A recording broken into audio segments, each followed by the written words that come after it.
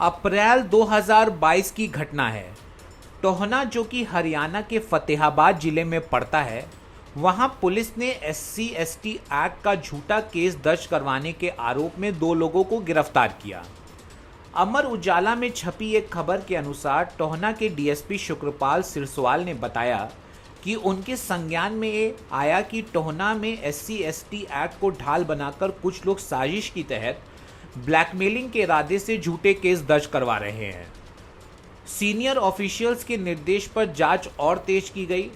जांच में सामने आया कि एक मामले में मुख्य शिकायतकर्ता प्रताप खोबड़ा ने साजिशकर्ता गौरव गोयल व उसके साथी बंसी सैनी व अन्य लोगों के साथ मिलकर झूठा केस दर्ज करवाया था।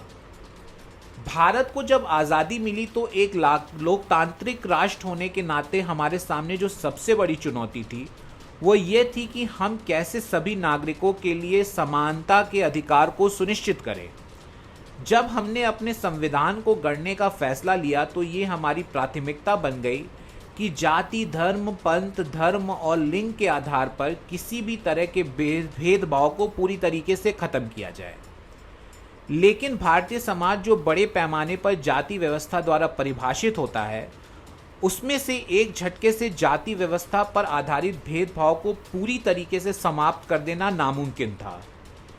ऐसी स्थिति में बदलते सामाजिक परिवेश और परिस्थितियों में कानून के द्वारा इनकी रक्षा के नितांत आवश्यकता महसूस की गई। इसलिए अनुसूचित जाति व अनुसूचित जनजाति अत्याचार निरोधक अधिनियम 1989 को 11 सितंबर 1989 में भारत संसद द्वारा पारित किया गया, जिसे 30 जनवरी 1990 को सारे भारत में लागू कर दिया गया। ये अधिनियम उस प्रत्येक व्यक्ति पर लागू होता है जो अनुसूचित जाति व अनुसूचित जनजाति का सदस्य नहीं है और अनुसूचित जाति व जनजाति वर्ग के लोगों का उत्पीड़न करता है। इस एक्ट के अंतर्गत 5 अध्याय और 23 धाराएं हैं जो गैर जमानती तथा समझौता योग्य नहीं होती हैं। इस एक्ट के अंतर्गत जुर्माना या 5 साल की सज़ा का प्रावधान है, लेकिन संगीन आपराधिक मामलों में आजीवन कारावास तक की सज़ा भी दी जा सकती है। पर जो कानून अनुसूचित जाति और अनुसूचित जनजाति के हितों की रक्षा के लिए बनाया गया था, उसका व्यापक दुरुपयोग होना शुरू हो गया। अनुसूचित जाति और जनजाति के लोगों ने इस कानून की ताकत को समझने के बाद इसका दुरुपयोग करना शुरू किया। छोटी सी कहासुनी पर भी इस धारा के अंतर्गत मुकदमे दर्ज होने लगे और अन्य जाति वर्ग के लोगों को इस कानून के कारण परोक्ष रूप से प्रताड़ित किया जाने लगा, जो कि अभी भी जारी है। क्राइम रिकॉर्ड ब्यूरो के आंकड़ों को देखने से पता चलता है कि SC/ST एक्ट में दर्ज ज़्यादातर मामले झूठे पाए जाते हैं। क्राइम रिकॉर्ड ब्यूरो के अनुसार 2015 में इस कानून के तहत लगभग 9,000 झूठे मामले दर्ज किए गए थे। 20 मार्च 2018 को अनुसूचित जाति और अनुसूचित जनजाति अत्याचार निवारण अधिनियम 1989 के हो रहे दुरुपयोग के मद्देनज़र सुप्रीम कोर्ट ने इस अधिनियम के तहत मिलने वाली शिकायत पर स्वतः FIR और गिरफ्तारी पर रोक लगा दी थी।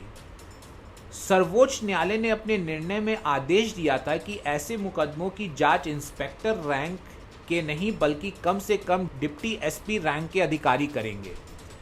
इसके अंतर्गत तुरंत गिरफ्तारी भी नहीं होगी, बल्कि गिरफ्तारी से पहले SP या ASP से अनुमति लेने का प्रावधान होगा।